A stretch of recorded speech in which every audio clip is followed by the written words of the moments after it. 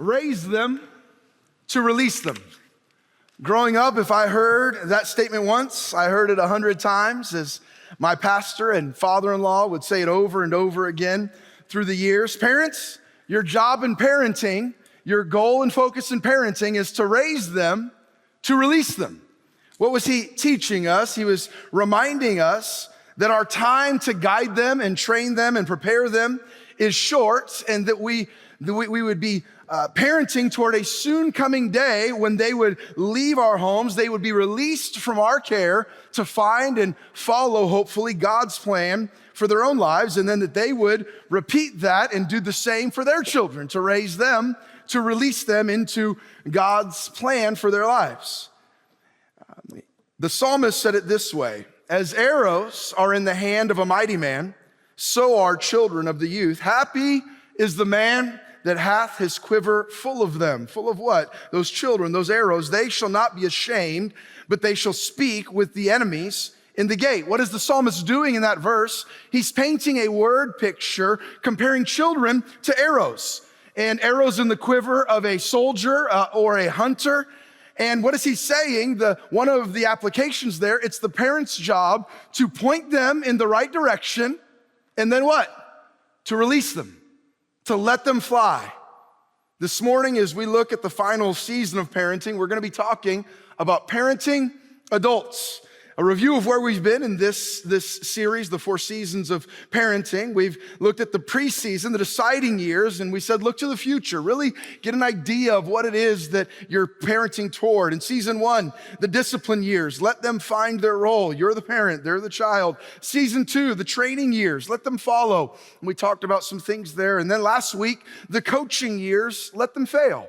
And it's time to move a little bit to the sideline in their teen years, and you don't strand them, but you allow them to make some mistakes on their own, and you come back alongside them, and you might have to call a timeout like a coach does, and you have halftime adjustments, but you let them get out there and the things that you've taught and you've trained and you've practiced, you let them fail and succeed, some on their own. Today, we look at what I'm calling the friendship years. Let them fly.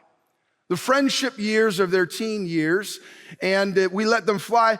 But how many of you understand, if you have adult children, you've learned that our role as a parent is not done once they turn 18? Have we figured that out? In fact, maybe in some ways, it's one of the more important seasons, and we understand that our work, important work as parents, is not yet done. But it has to be done differently than in other seasons. Once your children are adults, your job isn't done, it's just different. Turn with me, if you will, to Job in chapter number 1. We've looked at these different stages and seasons of parenting and of childhood and of growth and of maturity. And here's the reality. I mentioned this a week or two ago, but kids move from one stage to the next without thought or effort.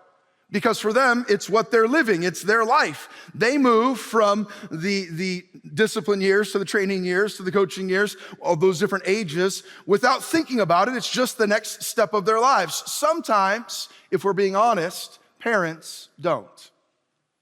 Parents have to consciously adjust their approach as their kids seamlessly transition from one stage to the next. And unfortunately, too many parents never do. Maybe you've seen a dad who has teenage children and he's stuck in the discipline years. Maybe you know a mom who is stuck in the coaching stage even though her child is grown and out of the house. She sees their phone calls home as opportunities to offer unsolicited advice and unasked for opinions. Or even worse, the mom or dad who decides to be friends with their child too early. They neglect training and coaching and discipline in an effort to be liked by their kids. All of these kinds of breakdowns ruin relationships. There are different seasons for every one of these stages of parenting, and we need to make sure that we're doing these things in the right way. Again, remember, kids move on to the next stage whether you and I do or not. We're in Job chapter number 1, and Job 1 gives us a little peek into the life of Job as an adult parent.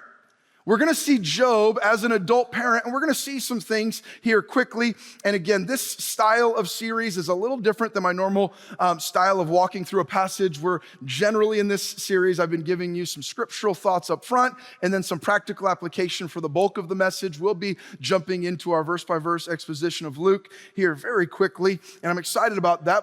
So this is a little heavier on the practical side, but I want you to see some truths in Job chapter number 1. Let's begin in verse number 1. Follow along, if you will, the first 6 verses. If you don't have a copy of God's word, you can use the one in the pew rack there in front of you. I always encourage you to follow along and see it for yourself. Job 1.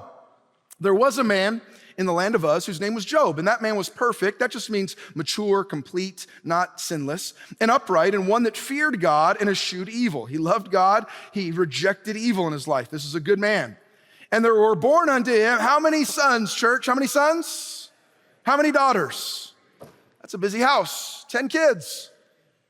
7 sons and 3 daughters. His substance also was 7,000 sheep and 3,000 camels, 500 yoke of oxen, 500 yoke of 500 she-asses, and a very great household. Job had a lot on his plate. He was a very busy man, a very wealthy man, a businessman, a father, a husband, a Christian, New Testament term Christian, a follower of God in the Old Testament. So that this man was the greatest of all the men of the East. And his sons went and feasted in their houses. Now, this is not my outline, but after I was done with my message last night, I was going back through the passage, and I almost was mad that I didn't do a different outline. But I see here some truths that we just pick up from Job's life. We see here, and one thing I wrote down there, let them go. They had their own houses. You have to let them fly. In their own houses, there was a time they weren't under Job's thumb any longer. In their own houses.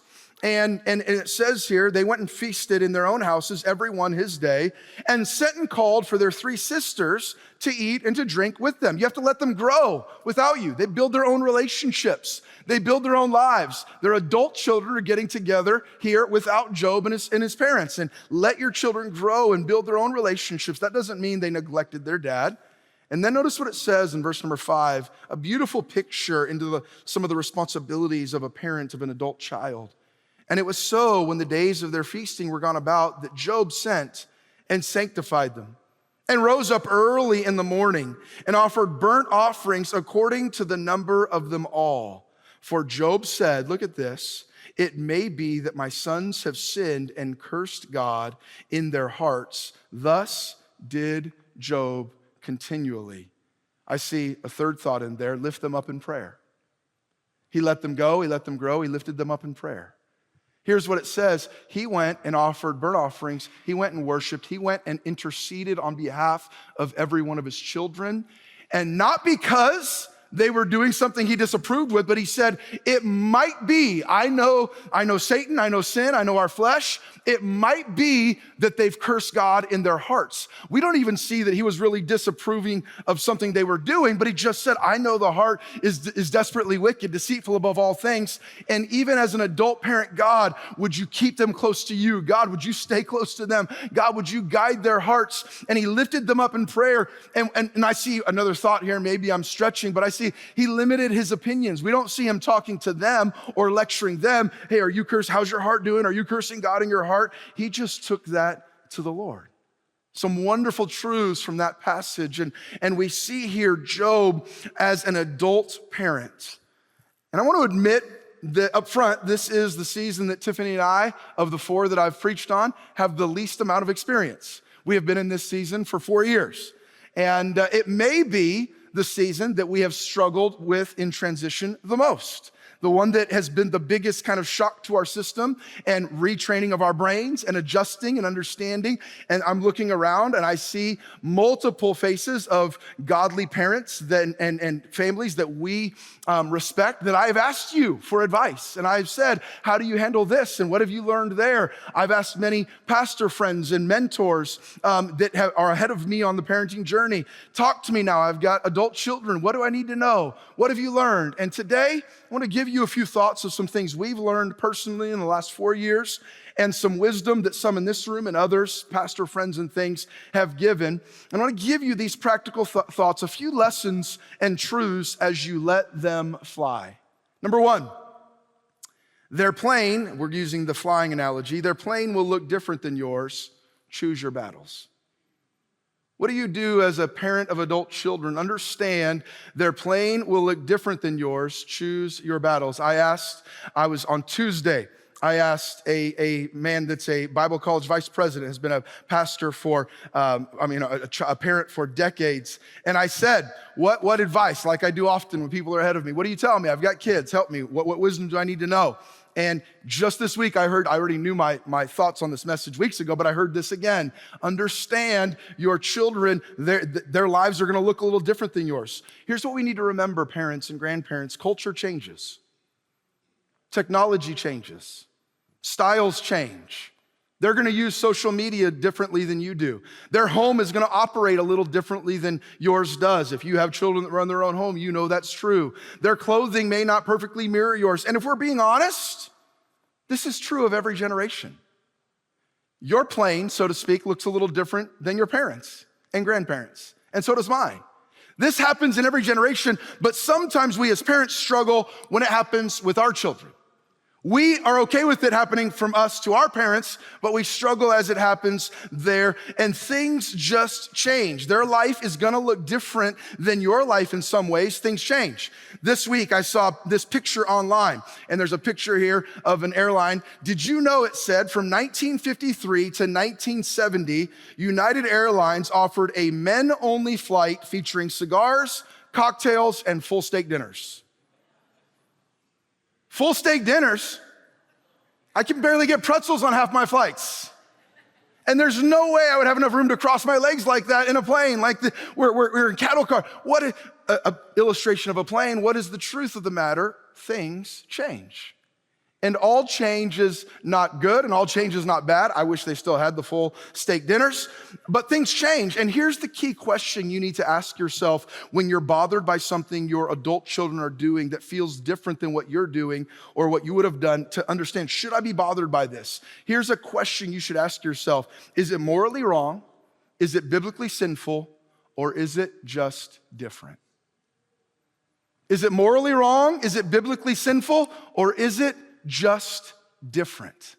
Because sometimes we get all up in arms and create wedges and division and divisiveness in our families, not because something is sinful or morally wrong, but just because it looks a little different. Give your kids some space to grow, some room to fail, some opportunities to figure it out on their own. And if you do that with grace and with love, you might be surprised how after a little bit of time and a little bit of experience in life, they realize that maybe, just maybe, their parents know a little more than they thought about this thing called life. It was said, I think it was Mark Twain who said, when I was 18, my parents knew nothing. By the time I turned 25, I was shocked at how much they had learned in 7 years. The reality is life has a way of maturing all of us and causing us to realize, oh, maybe they knew what they were talking about there. Maybe they had some wisdom there. Give them some space. Choose your battles. Here's what Tiffany and I have had to learn. We had 18 years to teach them what we thought was best, how we operated, what we did in our home, how we ran our home and our lives. We had 18 years by example and by words and by principles to try to invest and pour that into them and to teach them those things. And now we have to be careful. That doesn't mean there will never be a battle, so to speak, with an adult child, especially if they're living in your home. That doesn't mean there cannot be house rules. That does not mean that you can't set some groundwork and some boundaries. I'm not just saying you just let them, especially if they're on your payroll on some level and you're helping to sustain them in life. That doesn't mean that there can't be some of those things, but be careful that at 19 or 20 or 21 or 22, you're not treating them like 9, 10, 11, and 12. Choose your battles. Decide, is this one that is worth us having a little bit of a conversation and maybe even a little bit of conflict with? Decide those things. And Tiffany and I have had to learn that in our lives. Let me illustrate. Anybody that has been to our home, you know that Tiffany keeps an immaculate house at all times. She has for 25 years, to the point that I believe she may have a slight disorder. And I'll pull something out, I'll pull some lunch meat out of the fridge to make a sandwich, and I'll turn and walk around the island to get a knife, and I'll come back and the lunch meat is gone. And it's been put back in the fridge. And I'm like, can you leave something out for more than 30 seconds, please? Or I know we're keeping a clean house, and I'm thankful for it most of the time. But Tiffany keeps a clean house, and she's just wired that way. How many of you understand that teenagers don't always keep an immaculate house? Ashlyn has a mixture of both her dad and her mom. She is not all her mom. And maybe sometimes the mixture of her dad is a little too strong in the formula there. And so Ashlyn's room, it's not usually a disaster, but there are times it is not on Tiffany's level of cleanliness. And so I think it was last summer, maybe the summer before, Ashlyn was home from college. She's been gone for 2 or 3 years out of the home for most of the year. And it had gotten busy. She was working summer camp, out with friends, at young adults, and some laundry had piled up and a couple of things on the dresser were not put away, and maybe some shoes that were not quite neat. And Tiffany walks by, and Tiffany's blood pressure is rising and her stress levels, her anxiety is getting induced, and she's starting to shake around the house. I'm like, what's wrong? And she says, can you please talk to your daughter? I don't know why it's my daughter at this point. Can you please talk to your daughter about cleaning her room a little better? I can't handle it. And you know what I said? No. I said, close the door. Don't look at it. We had 18 years to train that. She knows how we keep the house. This is her space. And here's what I said. She's home for 12 weeks.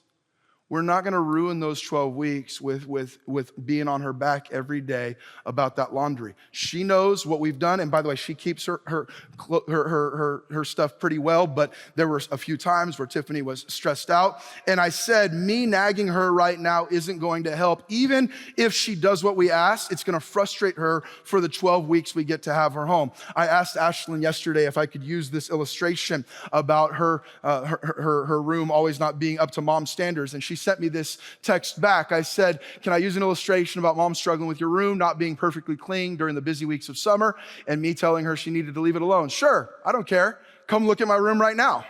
Bed made, laundry done. I'm a changed person. Plus, her definition of not clean growing up was something on the edge of your bed and some shoes on the ground. So, even that text, and again, we had some fun with it, and the thread continued, and we joked with each other. But even that text, what does it show you? They're gonna see some things differently than us. And you need to choose your battles. You need to decide, is this morally wrong, biblically sinful, or just different? We're just doing some things a little different. Maybe as they mature and grow, we've had to learn to choose our battles, because if everything is a battle, they aren't going to come back home. If everything is a battle, they're not coming back home. Who wants to visit a war zone, an active war zone, with their free time? I could tell similar stories about the boys, but they escaped our illustrations today. Number 2, their plane will look a little different. Choose your battles. Number 2, their flight path will look different than yours. Close your mouth. This is probably the advice I get the most. I'm looking at some families that Tiffany and I have talked to, and when their adult children are around and their grandchildren, and we'll talk to them and say, how's it going? What have you learned? Teach us, what do we need to know? And this one is probably the number one piece of advice I'm given. Close your mouth. Just enjoy having them around. Let them do it. You're not going to fix it unless they ask for that counsel. Be careful about always correcting. Again, their path in life is going to look a little different than yours, just like your path in life looked a little different than your parents. You have to ask God to help you to be quiet. I am not always perfect at this. I can't tell you how many wonderful Christian parents I admire have told me this exact counsel. Adult children who are tired of being told what to do eventually stop calling and coming home. Teens who know they'll be punished for what they tell their parents stop telling their parents what's going on in their lives. I read this quote and I liked it. Unsolicited advice to adult children often feels like criticism. And this is a hard one. We're still learning. We're still navigating. But here's the reality. This is why those of you whose kids are not adults, get serious about the discipline years. Get serious about the training years. Get serious about the coaching years. Because if you want healthy friendship years, it cannot be constant unasked for advice, constant corrections, constant lectures. If it is, they will just turn the volume on that relationship way down. What did Job do here? Job, we don't see where he went to his children. We see he went to God. And we're going to talk about that in the next point in our lives. Unsolicited advice to adult children often feels like criticism. All three of our kids, and again, we have an 18, a 20, and a 22-year-old, all three of our children who would be considered adults, all of their adult journeys thus far and their college experiences have already looked different than Tiffany and me. Now, I believe at this point they have a heart for the Lord. They're seeking God. Their faith is not different than ours. The God they serve is not different than us. Their love for the Bible is not different than us, but their flight path looks different. They're going where God is leading them, and it looks a little different than the ways that we went and the things that we did. Did you know that our oldest, Ashlyn, who's 22, did you know she got a tattoo? Neither Tiffany nor I have tattoos. I know that some of you do, and I know many wonderful Christians who do. This is not a message for or against tattoos, but no one in our family does, up until 2 years ago, that is. I found out on a Sunday morning. It was about 4:45 a.m. Now, I'm spiritual, but I'm not that spiritual. I don't get up at 4:45 a.m. most days, unless there's something wrong. And I woke up that Sunday morning about 2 years ago at 4:45 because my wife said, "Are you awake?" I am now. I wasn't. Ryan, and her little nervousness in her voice, I could tell there's something wrong, something bothering her. Ryan, I think Ashlyn got a tattoo. I said, what are you talking about? I think Ashlyn got a tattoo. Okay, well, there's nothing we can do about it now. I need to sleep. I got to go to church. I got to get my mind ready. I pray through and read through and go through my message on Sunday mornings. I have my own routine. I don't talk to the family a whole lot on Sunday mornings. I'm getting my mind and everything prepared for my message. And honey, I can't deal with this right now. I'm getting ready to go to church. And so 2 years ago, you had no idea, but I came to church with my wife stressed out a little bit. What is she doing? What decisions is she making? And what are you going to do about it, Ryan? And look what I saw on her Instagram. Like a forensic investigator, she had the evidence all zoomed in, and take a look. And she had multiple things for me to look at showing the tattoo on Ashlyn's forearm. And she pulled up the next photo, showed Ashlyn and her going to church that morning with her friends, and it was clear, a small lightning bolt tattooed on her forearm.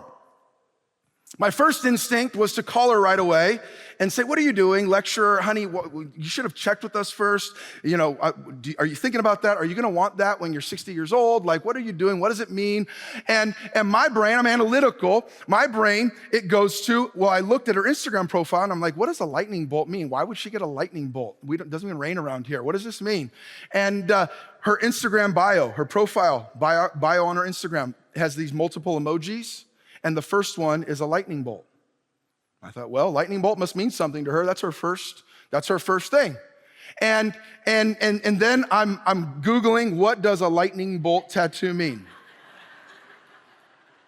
Here's what it means. It's one of two things. You're either a Harry Potter fan or a white supremacist. And we've never watched Harry Potter in our house. And I didn't think she had ever seen any white supremacy in our house. I'm like, well, she's neither of these. What does this mean? It also can mean something in jail in certain spots and those things. I knew, though, that tattoos were on her mind because a couple weeks before that at Christmas break, she and I had about an hour-long conversation where she said, what do you think about them? What do you think the Bible says about them? This discussion had come up in one of her college classes. And we talked for about an hour about just preference, philosophy, opinion, what verse some people would use for the Bible, but how that's kind of out of context. We talked in Leviticus, we talked about all of these things. So I knew that it was on her mind, and I thought, well, she did that. Growing up for our kids, we didn't call them, the little stickers they get, we didn't even call them tattoos because we weren't trying to promote tattoos at an early age at 5 or 6 year olds. We called them skin stickers. That's what we called them. Do you want a skin sticker? And so I'm thinking, okay, well, what's happening? We're going through all of this, but I had a message to preach. Tiffany said, you need to talk to her about this and see, does she have anything else planned? What's she doing?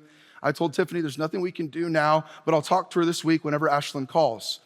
So I came to the service that morning, and Ashlyn hadn't called me on Monday or Tuesday. As I came to the service, I knew she probably by next Sunday would have probably like a face tattoo and a full sleeve, and your mind as parents goes all over the place, what's happening. And I came and preached, and Monday or Tuesday, she hadn't called. So Ashlyn, Tiffany, I get a text Wednesday morning. Have you talked to Ashlyn yet? No, she hasn't called. There's nothing we can do. It's okay. It's not the end of the world. It's all right. I want you to talk to her. I want to find out, is she planning anything else? What's going on? And so again, happy wife, happy life. I realized, okay, I need to reach out to Ashlyn. So I sent her a text letting her know it's not the end of the world. We probably would have liked to at least known what she was thinking and what she was doing. Maybe not our favorite decision. And I told her to hold off on the full sleeve and the face tattoo she had planned at the tattoo parlor that week and not to schedule that. And she replied with a million laughing emojis. This is not a joking matter, parents, all right? And she replied and she said, what? She said, and here's what she said. She said, no, my friends, they had some temporary tattoos and they put some different ones on and I grabbed the lightning bolt and put it on. But here's what she said. She said, I was literally asking mom for advice on which laundry detergent to use last week. Do you think I would do something permanent like that without at least talking to you guys? And it was like the Holy Spirit told me, Ryan, chill out. Your kids are on their own journey. They're doing fine. They're going to do some things you like and some things you don't, some things you would agree with and some things you don't, but don't parent out of fear. And I texted Tiffany and said, you lost 3 nights of sleep over a skin sticker? No, I didn't tell her that. Tiffany called the lawyer and put Ashlyn back in the will. But you know what?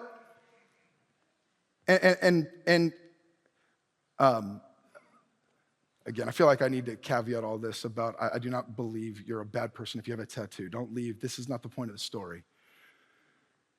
The point of the story is, in previous times, I would have overreacted. I would have treated her in ways I think that could have damaged a relationship.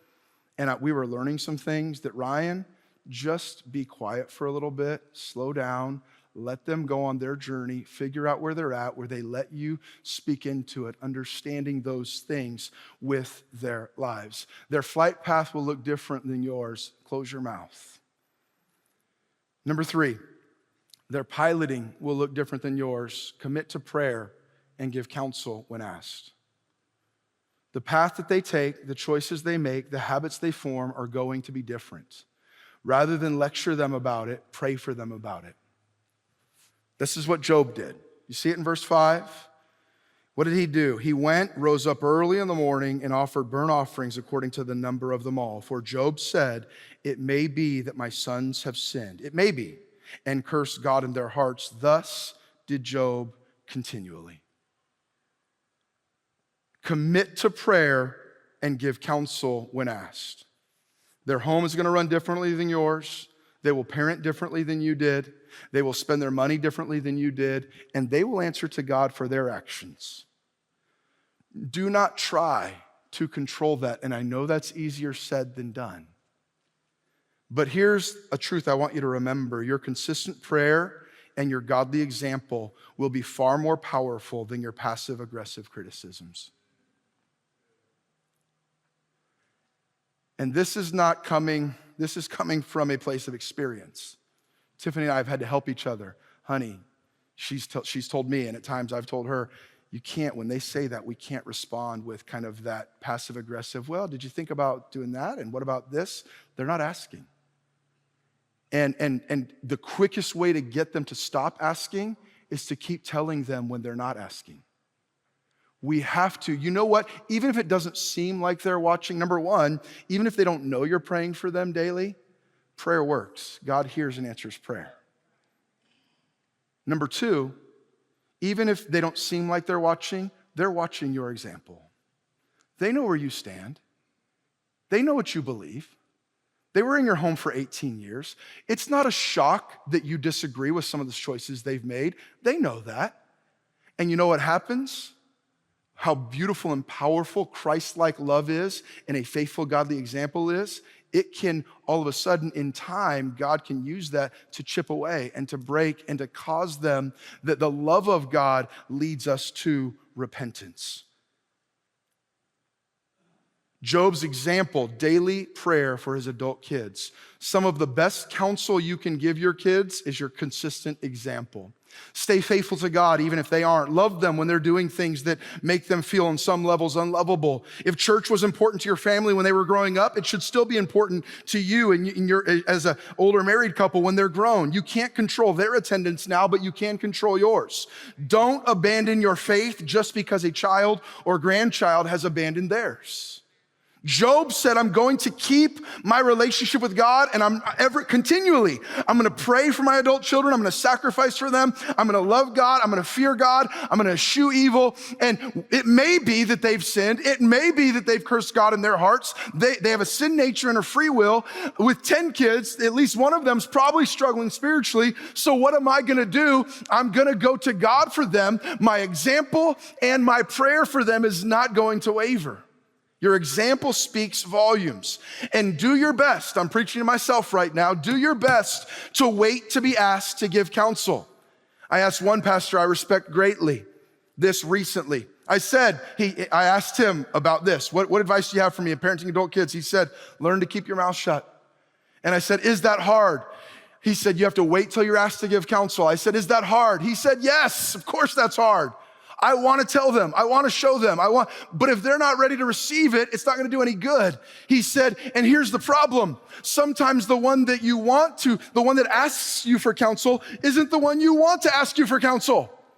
The one that asks you for counsel, you're like, you're doing good, keep going. And you're like, please, to the other one, would you please ask me for some counsel in life? But this is where your example and your prayer life have to do the work. Unasked for advice is seldom heeded and usually resented. Coaching was last season. Training was 2 seasons ago. Discipline was 3 seasons ago. Now you need to dial it back and give advice when asked. And then lastly, number 4, their place in your family shouldn't be different. Carve out time to be together. These are the years to be their friends. And if you want that to happen, you'll have to learn to let them fly. And then you'll have to intentionally work diligently on your friendship with them. Why? Because their life is going to get busy. They may move to another city or another state. They're going to be establishing their own home, their own career. Your life is going to get busy in different ways. And before, what was natural, if you have children in your home right now, I look at Joe and Arlene Henry, you know what's natural for them right now? They have 2 boys, 3rd and 5th grade. What's natural for them is a whole lot of family time. They drove to church with the boys today. They're gonna drive home with the boys. They're gonna get lunch somewhere. They're gonna drive them to school tomorrow. They're gonna go to their flag football practice or their basketball practice or their basketball game. They're gonna have meals multiple times each week. What's normal for them is family time. Joanne is here with 2 of her daughters that are from out of town, Holly and Melanie. You know what's not natural now at this stage is a lot of quantity family time. Holly is a pastor's wife in Texas. Melanie and Price live in Arizona. They see each other once or twice or 3 times a year. And so the natural course of life is that everyone's lives go in different directions. But just because their plane, their piloting, their flight path all look different, their placing your family shouldn't be different. They are still your children. You're their parent. You love them. Work to intentionally find time, whether that's a text, whether that's a phone call, whether that's some FaceTime, whether that's, depending on where they live, once or twice a year, getting together, make memories with them, be a help to them, be a support to them. If they have children, be alongside where you can to be a help, not trying to fix them, not trying to get them to run the house like you do, not trying to passively aggressively get them to parent like you did. They saw you parent. They're going to have to figure it out on their own. And when they come to a place that they can't figure it out, if you have a good relationship, they might come and say, I'm struggling with my 3-year-old. What should I do, Mom? But if they didn't ask, they're probably not ready to listen. So just work to keep that relationship close and strong and let God do the rest. Have meals together, travel to see them. You'll have to work much harder in this season to get time together. We're learning that in our home. But make time with your family a priority. You won't regret it. And can I say this? This is a big one. Accept and love their spouse. I can't tell you how many families I've watched where deep divide and deep wedges came because a mother-in-law or a father-in-law made it known. Now, while they're dating, if they ask for your advice and counsel, you can give them opinion and advice and counsel. But once they're married, it doesn't matter what you think. They've chosen that person. And if you make them, I remember, and my mom loves, I say it now, she loves Tiffany more than she loves me. My mother-in-law also loves Tiffany more than she loves me. It's like everybody loves Tiffany more than they love me. But I remember at one point, my mom, I don't remember actually, my mom tells me this story. At one point, somewhere in the first year of our marriage, we struggled with the dynamics of adjusting to in-laws. And we all went to the same church, worked on the same staff. Like we were all loved each other and still struggled deeply with figuring that out, navigating that. And my mom tells the story that she remembers me telling her somewhere in the first year, Mom, don't make me choose between you and Tiffany because I've already chosen. I want to love you both and I want you both in my life, but if you make me choose allegiance to one or the other, Tiffany has to win now. And it's something along those lines. And the Lord worked in her heart. She'll watch this later. And again, she loves Tiffany's texted us this morning, loves it dearly. But I was the firstborn. She was a single mom. I was one of her closest relationships. She lost her baby boy. That was a new thing for her to navigate. And those of you that are younger adult children or teen parents, give your parents some grace. This is the first time they're parenting adult kids. This is the first time they're parenting newly married kids. This is the first time they're being grandparents. They're not going to do it perfectly. Give some forgiveness. Give some grace. They're still trying to learn how to navigate these seasons, but accept that and love their spouse. Nobody wants to spend a lot of time with someone who is constantly finding fault with their spouse. Do you? If I'm with Keith and he's constantly talking about all the failures and faults of Tiffany, we're probably not going to spend a lot of time together. Like, I don't want to spend time with somebody that's constantly finding fault with my wife. And the same is true of your children. Nobody wants to spend a lot of time with someone that's constantly finding fault with their spouse. Give that to God, and this is so difficult. I've seen parents who did a great job raising children into adulthood, but then just allowed the relationship to grow cold and distant in the adult years. They allowed other priorities or minor conflicts or insecurities to drive a wedge between them and their adult children. May I challenge you? Do everything in your power not to let this happen. And if you're going to be able to do that, you have to be able to transition into the different seasons of parenting. The stuff you can say to them when they're 11 or 14 or 16, you can't stay when they're 24 without their invitation. You can, but you can't if you want it to go well. You shouldn't. Love them where they're at, work hard to spend time together, and regularly communicate them, and keep a faithful, godly example. Can I say for those of us that are in this season, if you're in this season and you messed up, welcome to the club. Apologize. Hey, I'm learning and growing too. I'm sorry. And adult kids, forgive your parents. Give them another chance. It's the first time they've parented adults. As we conclude our parenting series, I hope you've been challenged, and I said this almost every week, but not condemned. I preached perfect outlines. I haven't parented perfectly. I preached, really good biblical, practical wisdom and truth. I haven't always practiced it. I haven't always lived it. There are no perfect parents.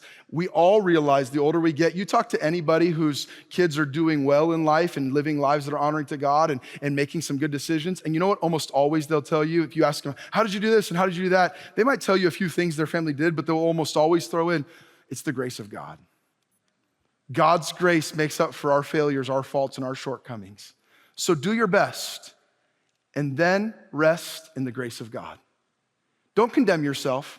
Be challenged in whatever season you find yourself in. Did you make some mistakes as a parent? Yes. And everyone in this room did. Do you wish you had some do-overs? Sure. But you don't. I can't go back. I can only do what I can do now with a 10, 13, 18, 20, and 22-year-old. I can't go back to when they were 1, 3, 8, 10, and 12. I can't. So you do what you can do now, but understand parents, that this is an eternal calling and to do your very best. There are not many things you do on a daily basis that will have more eternal value than this. As has been said before, your greatest contribution to the kingdom of God may not be something you do, but someone you raise. So let's give it everything we have while we can. Let's pray for one another and help one another. And my prayer through this whole series is that God would raise up another generation of families and young people and teenagers and young adults and married adults that love God and live for God for a lifetime. That's my prayer for your family. That's my prayer for our church family. I hope that this series has been somewhat of a challenge, not a condemnation, but a challenge, and that all of us will take some inventory. Maybe you want to go back and listen to one of those in a certain season and seek to apply these biblical truths and these practical nuggets of wisdom that will help all of us to be better parents for the eternal calling. I remember hearing before we ever had children, we were in a couples class, a newlywed couples class at church. And the speaker said, he said, those children that God has put into your life, they are eternal souls that will never die. And that stuck with me. Those are eternal souls that I'm investing in on a daily basis. It's why it deserves my very best. Let's pray. Lord, I thank you for the truths of your word, the example of Job. I pray that all of us, dear God, would seek to apply something that would be applicable in our age and stage of life today. And Lord, for some of us, what we can do right now is be a godly example and a prayer warrior. And Lord, I pray that you'd help us to do that and to rest in you and to trust you to do the work that we cannot do. God, when we want to try to get in there and try to fix something that's only going to make things worse, I pray you'd give us the wisdom and the grace and the patience to just hold off and let God work. I pray, dear Lord, that you would help all of us when our children are making decisions that bring great joy to us and when our children are making decisions that break our hearts. I pray that, God, we would never abandon our faith. We would never abandon our love and our prayer for them. And God, would you raise up another generation to come to know you, to love you, to live for you for a lifetime. Our heads are bowed and our eyes are closed. Janine is at the piano. Let's all stand together. As we stand, the piano plays. If you'd like to come and you have a special prayer need, you can see one of our pastors. If you have questions about what it means to be a believer, a follower of Christ, we'd be honored to open the Bible and show you how you can know for sure that you'll spend eternity in heaven. If you want to come and maybe pray for children in your home, maybe adult children, maybe married children, grandchildren, whether you're here at the front or there at your seat, let's spend some time in prayer talking to God this morning.